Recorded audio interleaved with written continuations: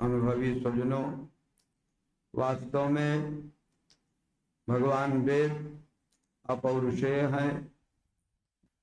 उनकी शाखाओं में ऋषियों का भी अनुबंध प्रायः प्राप्त नहीं होता। उन सब सिद्धांतों का स्वरूप सर्वभूत हृदय विश्वबंध धर्म सम्राट श्री स्वामी करपात्र महाभाग में दिखाई पड़ता है।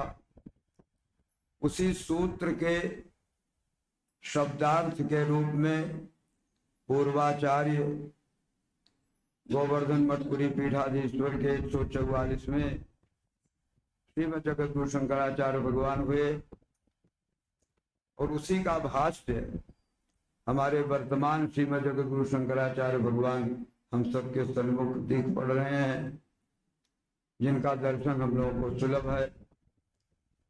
पूरे भारत में पूर्वाचार्य ने सिंहनाद किया।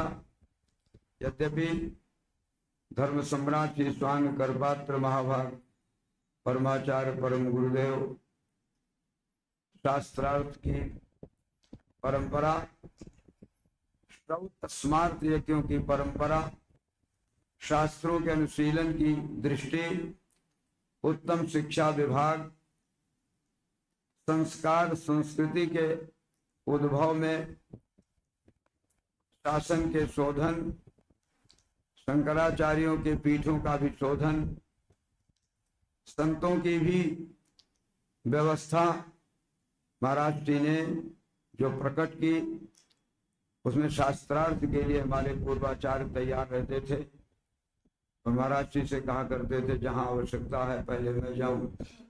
तो महाराज जी जहां देखते थे सनातन धर्म की कुछ बातें गड़बड़ हो रही हैं सभा में, तो पूर्वाचार्य जी जाते थे और डट कर उसका खंडन करके तभी वहां से आए। सन 77 के कुंभ में विश्व हिंदू परिषद तब नाम नहीं था, हिंदू परिषद नाम था, और उसमें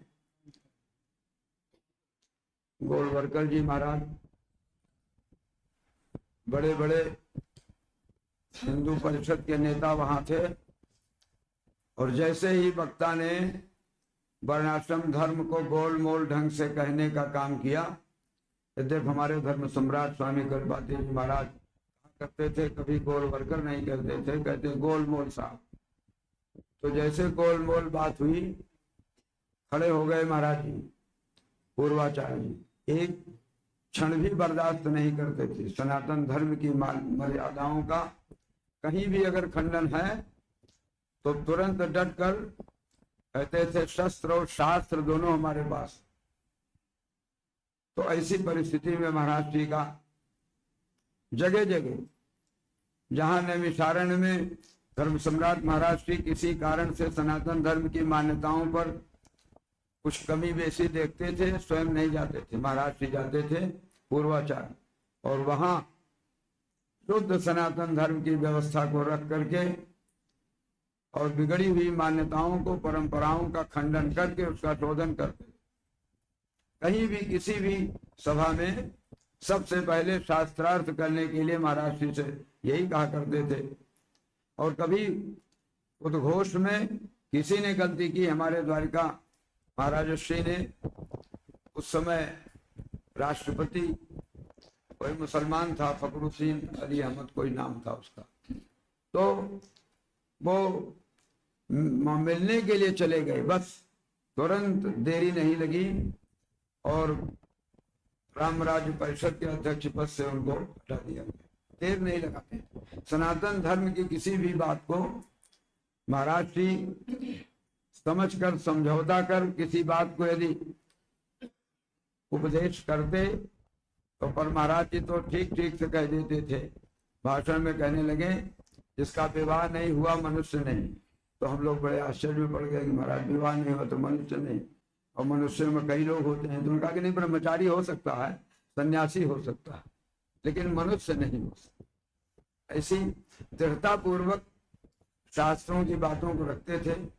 स्मरण में तो पूरे भारत में है ही है, क्योंकि विरोधी भी इस बात को जानते हैं, शास्त्र के विपरीत आचरण करने वाले भी इस बात को जानते हैं। और कदाचित उस पीठ का संरक्षण परमाचार्य गुरुदेव के श्री हाथ में है।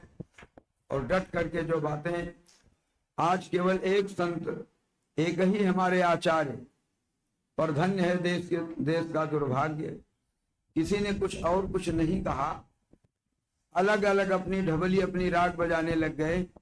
और महाराज जी के एक वाक्य ने पूरे देश को हिला दिया और विश्व को हिला दिया। इतना ही नहीं, बाद में सब ने भीतर से समर्थन करना शुरू किया, सामने तो नहीं आते। तो ऐसी परिस्थिति में इस पीठ की गरिमा, अभी हमारे आचार्य प्राचार्य जी कह रहे थे, शास्त्री जी कह रहे थे, महाराज जी की कितनी महिमा कही जाए, वो तो समुद्र में सत्तुए है। तो ऐसी परंपरा का निर्वहन वर्तमान पीठ से हो रहा है। उन्हीं श्री चरणों में हम कोटसा प्रणाम करते हुए, उन्हीं महापुरुष के श्री चरणों में भावभीनी श्रद्धांजलि, शब्द सुमन, कोटसा प्रणाम करते हुए वाणी को विराम देते। धर्म की जय, अधर्म का